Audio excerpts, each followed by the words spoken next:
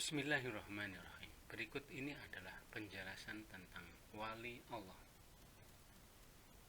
Wali Allah adalah orang-orang soleh yang dekat kepada Allah Subhanahu wa Ta'ala dan arif billah, sesuai ketaatannya yang terus-menerus kepada Allah dengan konsekuensi meninggalkan segala maksiat yang bergelimang dengan hawa nafsu.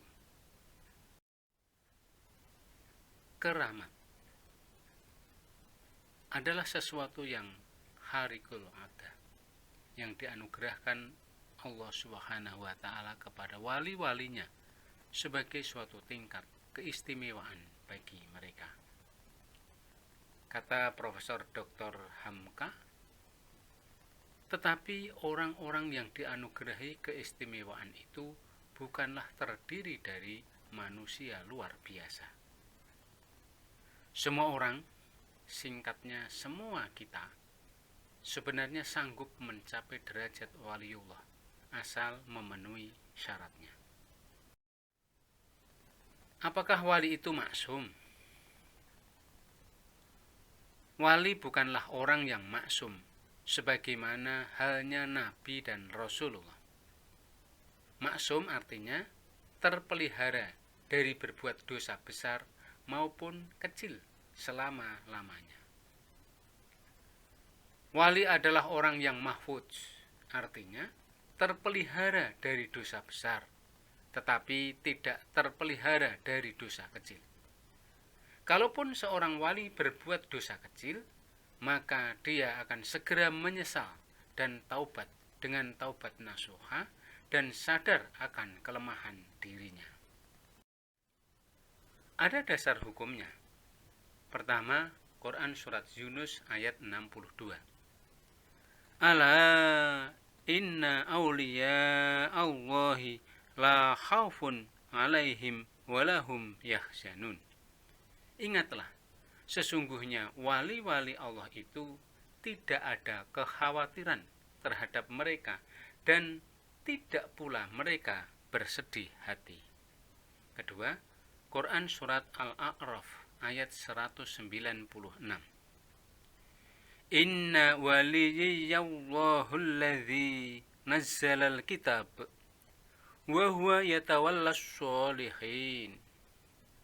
Sesungguhnya pelindungku ialah yang telah menurunkan Al-Quran dan dia melindungi orang-orang yang soleh.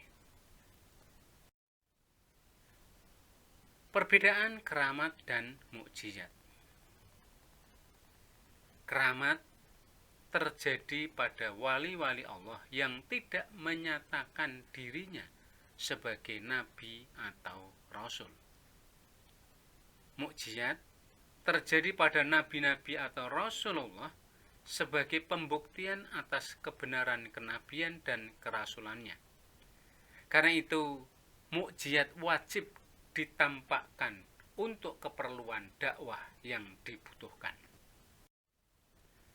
Kekeramatan wali tidak wajib didhahirkan.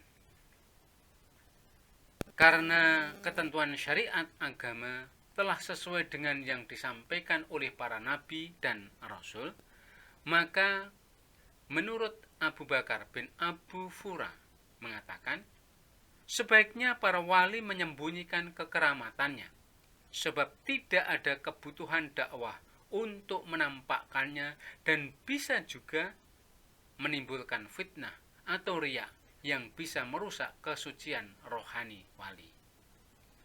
Boleh mendhahirkan kekeramatannya apabila dirasa hal itu perlu untuk kepentingan dakwah dan tentunya wali tersebut tidak menimbulkan takabur atau riya dengan mendhahirkan kekeramatannya.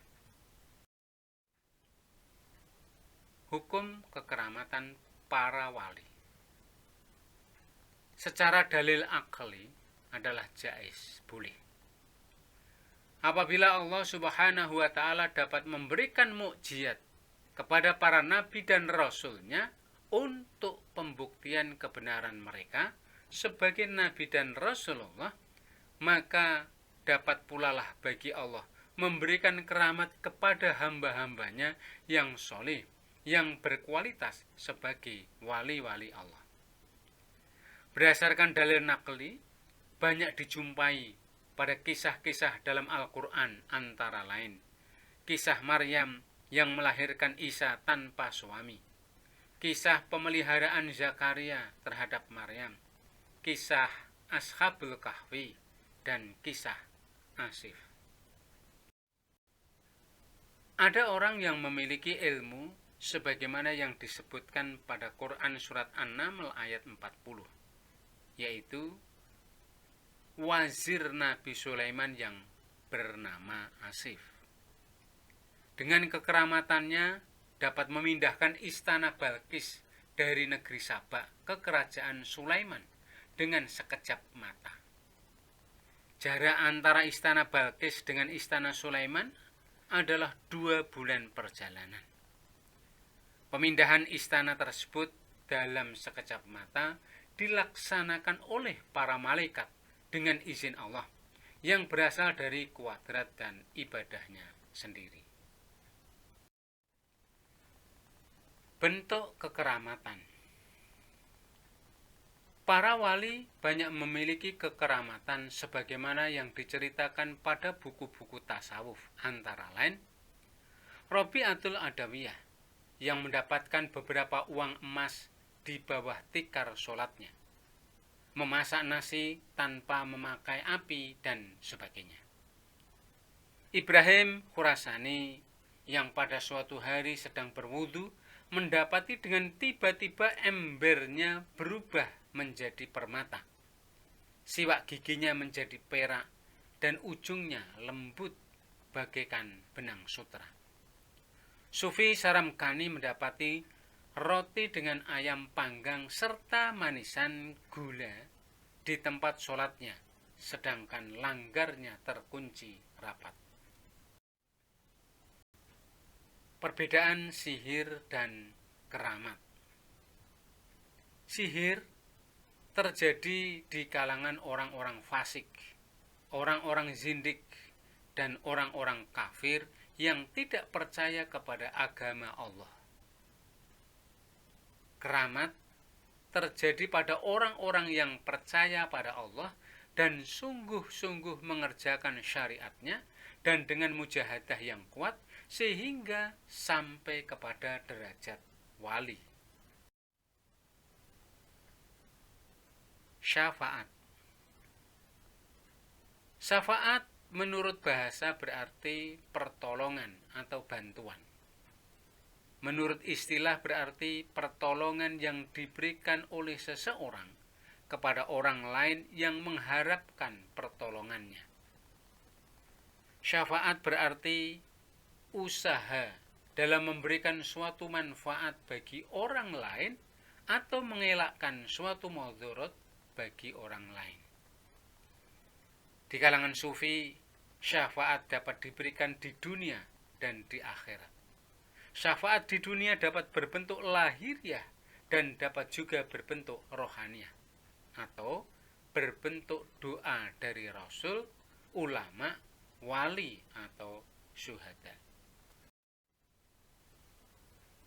Syafaat menurut ilmu kalam atau teologi adalah pertolongan yang diberikan oleh Nabi Muhammad SAW kepada umatnya di hari kiamat untuk mendapatkan keringanan atau kebebasan dari hukuman Allah Subhanahu wa Ta'ala. Tentu saja syafaat itu baru akan berhasil apabila Allah Subhanahu wa Ta'ala memberikannya atau mengizinkannya. Tentang syafaat menurut Imam Nawawi, syafaat itu ada 5 macam. Pertama, syafaat khusus bagi Nabi Muhammad SAW, yaitu adanya kelapangan di hari kiamat dan segera diadakannya perhitungan hisab bagi umatnya. Kedua, syafaat yang berupa masuknya suatu kaum ke dalam surga tanpa perhitungan. Ketiga, syafaat yang diberikan kepada mereka yang seharusnya masuk ke dalam neraka. Tetapi karena syafaat Nabi Muhammad Shallallahu Alaihi Wasallam dengan izin Allah, mereka selamat. Keempat, syafaat bagi mereka yang berdoa dan telah masuk ke dalam neraka. Tetapi karena syafaat Nabi Muhammad Shallallahu Alaihi Wasallam, mereka dikeluarkan dari sana, dari neraka. Dan yang kelima, syafaat berupa peningkatan derajat bagi penghuni surga. Sekian, terima kasih. Wassalamualaikum warahmatullahi wabarakatuh.